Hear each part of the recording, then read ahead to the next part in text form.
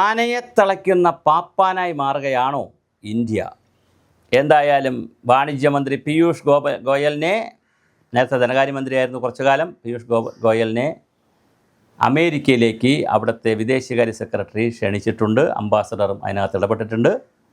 നമ്മളും അമേരിക്കയുമായി പുതിയൊരു വാണിജ്യ കരാർ വരാൻ പോവുകയാണ്. എന്തൊക്കെ ഉടായിപ്പുകൾ, ജഗപുകകൾ, എന്തൊക്കെ തരികിടകളാണ് നമ്മുടെ ട്രംപ് ഇരുന്ന് അവിടെ നിന്ന് കാണിച്ചത്. റഷ്യയിൽ നിന്ന് നമ്മൾ എണ്ണ വാങ്ങുന്നുള്ള ഒറ്റ കാരണത്തിൽ റഷ്യയിൽ നിന്ന് വാങ്ങാൻ പറഞ്ഞതും ട്രംപാണ്. അതാണ് അതിൻ്റെ തമാശ.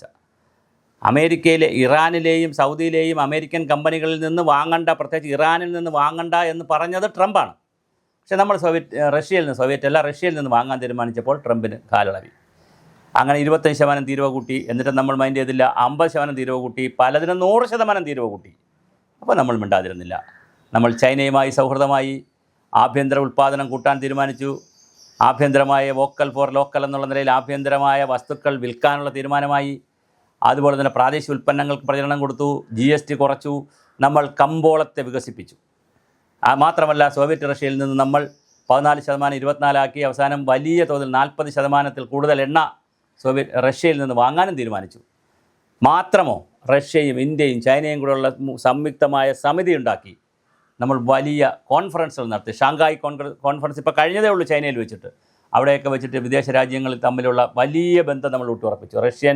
വ്ളാഡിമിർ പുടിനും നരേന്ദ്രമോദിയും തമ്മിൽ കാറിലിരുന്നാണ്, സ്വകാര്യമായി മറ്റൊരു സ്ഥലത്തിരുന്ന് വേറെ ആൾ കേൾക്കണ്ട, അല്ലെങ്കിൽ മറ്റൊരു തരത്തിലേക്ക് പോകണ്ട എന്നുള്ള രീതിയിലൊക്കെ ആയിരിക്കാം, കാറിലിരുന്ന് 1 മണിക്കൂർ 50 മിനിറ്റ് 55 മിനിറ്റ് സംസാരിച്ചു.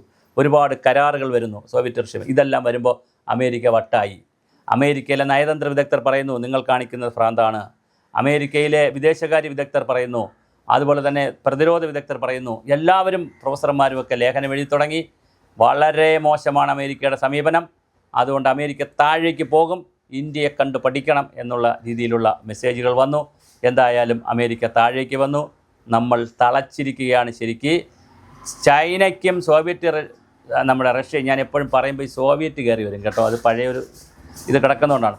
റഷ്യയ്ക്കും ചൈനയ്ക്കും സന്തോഷിക്കാം. കാരണം ഇന്ത്യ വഴി അമേരിക്കയെ നമ്മൾ തളച്ചിരിക്കുകയാണ്. അപ്പോൾ ഇന്ത്യയും ചൈനയും റഷ്യയും കൂടി നിൽക്കുന്ന ഈ കൂട്ടുകെട്ടിൽ നമ്മളെല്ലാ കാലവും ഒരു ചേരിചേരാ നയം, നോൺ അലൈൻമെൻറ്റ് മൂവ്മെൻറ്റ് കൊണ്ടുപോയിട്ടുള്ളവരാണ്. നെഹ്റുവിൻ്റെ കാലം മുതൽ അതിനെ കരുപിടിപ്പിക്കുന്ന രീതിയിൽ അമേരിക്ക തന്നില്ലെങ്കിൽ വേണ്ട പോടാ എന്നുള്ള ലൈനിലാണ്. അല്ലാതെ അമേരിക്ക സാധാരണ തന്നില്ലെങ്കിൽ നമ്മൾ കരഞ്ഞുകൊണ്ടൊക്കെ ഇരിക്കുന്ന പല രാജ്യങ്ങൾക്കും പ്രതിരോധമൊക്കെ ഉപരോധമൊക്കെ ഏർപ്പെടുത്തി കഴിഞ്ഞാൽ ആ രാജ്യം പോക്കാണ്.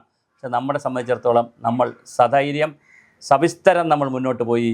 വളരെ സുതാര്യമായ നമ്മുടെ ഇടപാടുകളൊക്കെ മുന്നോട്ട് പോയപ്പോൾ ഇപ്പോഴിതാ പുതിയ തീരുമാനം വരുന്നു. പീയൂഷ് ഗോയലിനെ അങ്ങോട്ട് ക്ഷണിച്ചിരിക്കുന്നു.